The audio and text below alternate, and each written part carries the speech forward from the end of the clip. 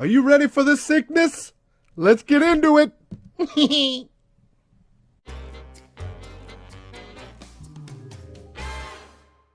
Hey guys, welcome back to Economics in Comics. So we just got back from seeing Dark Phoenix, the end of the whole X-Men first class sagas, I guess. The younger versions of everybody. versions. I'm here with Joel and Mike Massey from GoneWithTheTwins.com. If you like reviews, movie reviews, please go check out their website. They have everything, and they're very, very good at their job. Thank you for taking me, guys. Yeah, thank you. Thanks for inviting us back onto your program. I'm a big X-Men fan, so this was a big one for me. We should mention, too, that on our site will be the spoiler-free review. Yeah, there'll be a spoiler here. We'll probably get into a few spoilers here and there. Honestly, I think the only spoiler for this is going to be a death. And so... Whoa, spoiler. Oh, whoa. So if you guys don't want to know, bail. Because I think it's pretty significant. Besides that, us talking about different things, I don't think it's really going to spoil too much. But, I think that's a spoiler. So, again, mostly you're going to keep watching anyway. So let's get right into it. It starts off, they're going to save NASA. Yeah, it starts off with a big action sequence. And actually, this action sequence allows you to, once again, sort of not only refamiliarize yourself with the characters, but also you get to see all their powers again. So you get a little bit of Quicksilver doing his thing, Nightcrawler, poofing in air and coming back in different places. They're all a team now, too. It's a pretty well-orchestrated action sequence. And it's in space. They're NASA, the Endeavor, is basically gets in contact with a solar flare and starts spinning out of control, and so the X-Men team have to go up there and save them. And since you mentioned the Endeavor, one of the things that I've always liked about the X-Men series is that they intermix history with the mutants to kind of ground the mutants, right? Because the mutants themselves are this, they're superheroes, it's fantasy, it's science fiction. So when they stick, it starts in 1992, right, with the Endeavor. So I've always liked that, and even Eric Lenscher, his history involves, historical things, right, in Nazis and whatnot. It seems like he should be a heck of a lot older. Yeah, he doesn't age very fast. None of the characters great looking guy. Yeah, but all the drama from splitting all the different teams up together, they're fine together. They're the X-Men. They all have their new suits. The X-plane or whatever, I can't remember the name of it, but it's newly designed. It's pretty cool. So basically, they go into space. And, Phoenix has to Jean Grey has to hold the ship together before it explodes to save a couple people. And she gets hit by this solar flare. And she absorbs all its energy to save everyone else. And the Phoenix Force, I guess you'd call it. But there's some comic books a little bit different than the storyline. But anyway, it's pretty close. So... they come back, they save the world, and blah, blah, blah. So, of course, right away, Jean Grey starts having problems, right? Because she's unable to control this new power that's inside of her. That, to me, it looks good. There's a lot of CG going on with that. To me, it was a little disappointing, only because of the familiarity. They've already told the story before in X-Men The Last Stand, or elements of it. So, while they are getting to redo this, maybe in a better way, right? Because there was some falling out between X-Men 2 and 3 with the director and the writers and whatnot. But still, the familiarity was a little bit unfortunate that I saw some of the things that seemed repetitive. What's funny is in the first, the non-first class X-Men, the originals, was it Last Stand? Yeah, Last Stand was the third. I mean, none of that happened. They essentially got to redo that, right? With Days of Future Past, they got to undo everything that happened there.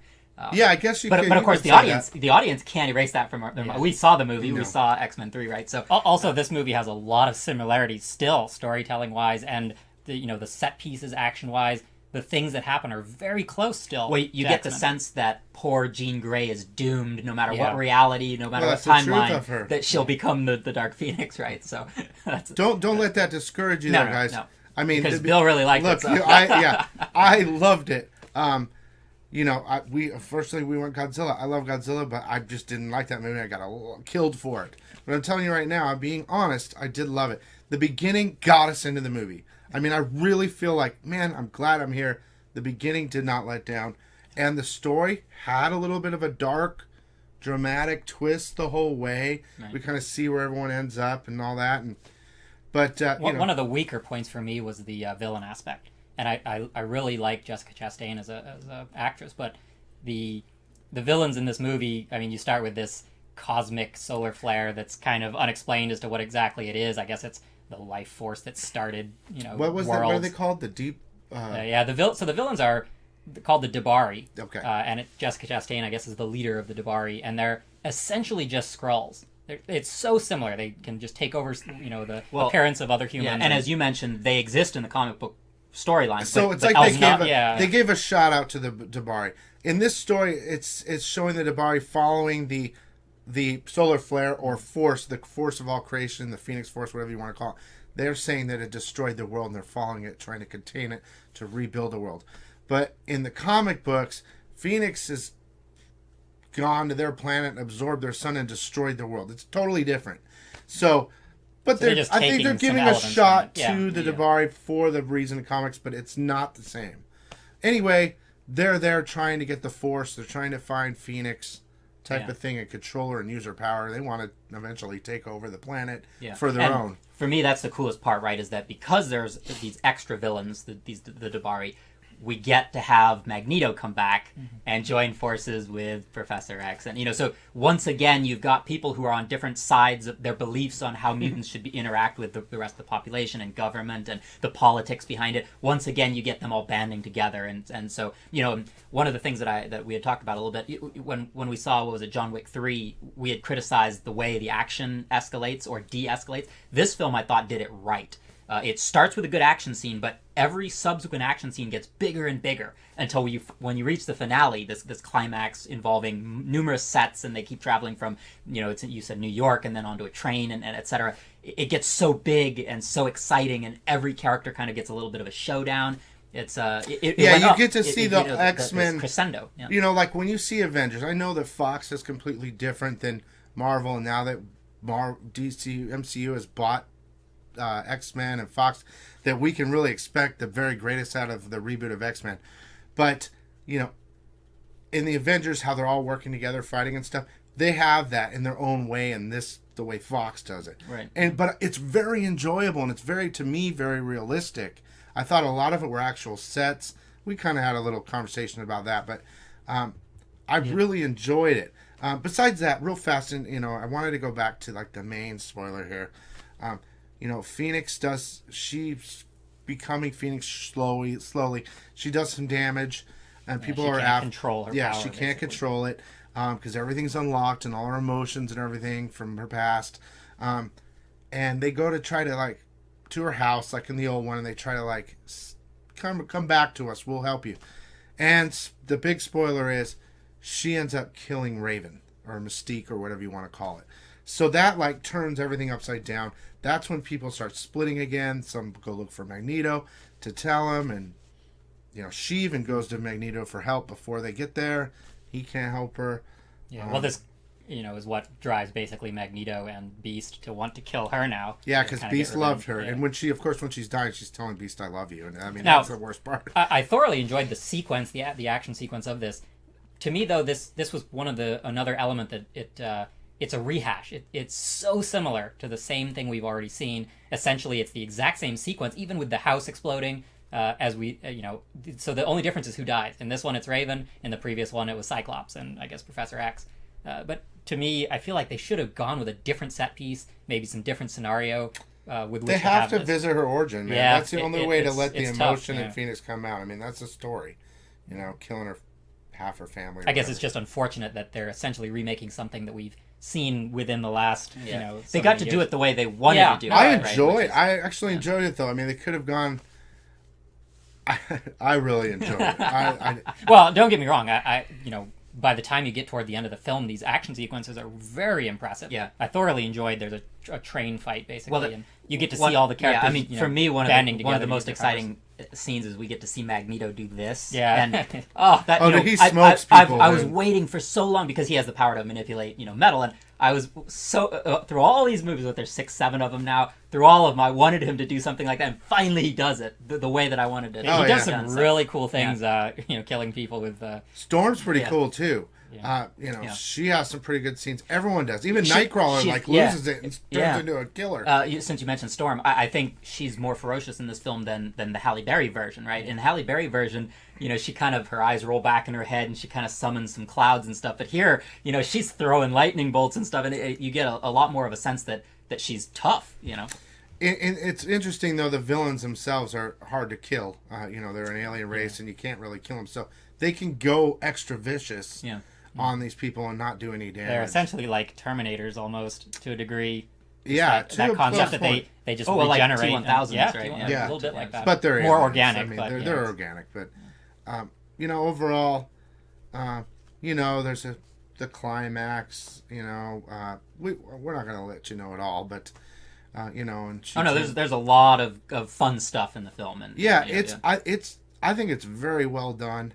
It was almost 2 hours.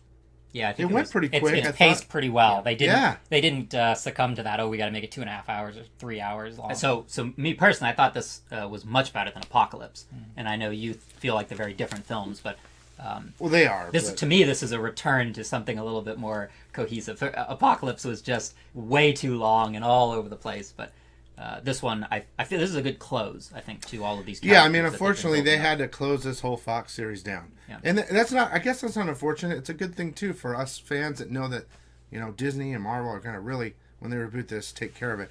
I honestly hope they continue to bring these characters over. I don't know they will. if I they'll- really like McAvoy and Fassbender. I think Oh, man. their chemistry is really good Yeah. together. It'll be a shame when they get recast, almost inevitably, right? Well, we'll see. I mean, they've got time. they're the both one to- fairly young actors. They could Yeah, carry but over. I feel like Marvel Disney will Yeah, want they like their to- own identity, yeah. right? I don't Something to know, work man. with. I mean, it's not like when they take Deadpool, they're going to change him. Ryan Reynolds is going to be true. Deadpool. That's true. So it's very possible that's how they tie in the X-Men. Because even in Deadpool, you know, they do little fun things showing the first class in the background and stuff like that. I could see it happening because these actors are young, and that's what they need to do another 10-year big event like Avengers. So fingers crossed on that. I mean, you know they're going to replace Wolverine, but we're not going there.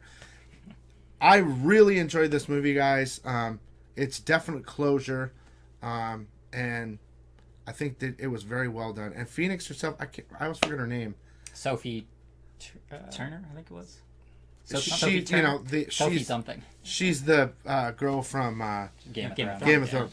I thought she did really good, Yeah, no, like she's a acting good wise. actress. I think she was really good. But anyway, And then lots the of fun. last little spoiler, I guess, for us, there was no end sequence. Oh, that wasn't a spoiler for me. Oh, you knew there wouldn't be. No, Okay, so. it's over, dude. It's Disney now, so they'll do that later. But thanks again, guys. I really enjoyed it. Look, guys, Thanks for having me. give us a comment.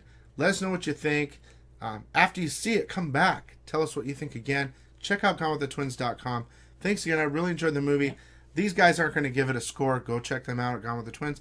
I'm going to give it a 8.5 out of 10. Can you do 0.5? You do We whatever. you don't, want. but you can do it. There's no rules. There's no rules. It was good. I really enjoyed it. So I hope you guys enjoyed this, and we'll see you next Well, time. and also, Oh. if you like this kind of content, don't forget to subscribe. Did I not Your- say your- it? your- Why yeah. do I keep forgetting Your that? subscriptions fuel our content. I'm so- curious. You know, people might not watch it this far. Yeah. And then I need to They'll make just shut sure it off. to They'll do just it shut at the it off. beginning. Anyway, you guys have a good one. Thanks for stopping by, and we'll see you later. Hey guys, thanks for watching. If you enjoyed that video, please hit that like button and subscribe now. Here's another video for your sickness entertainment. Have a great one. Bye-bye.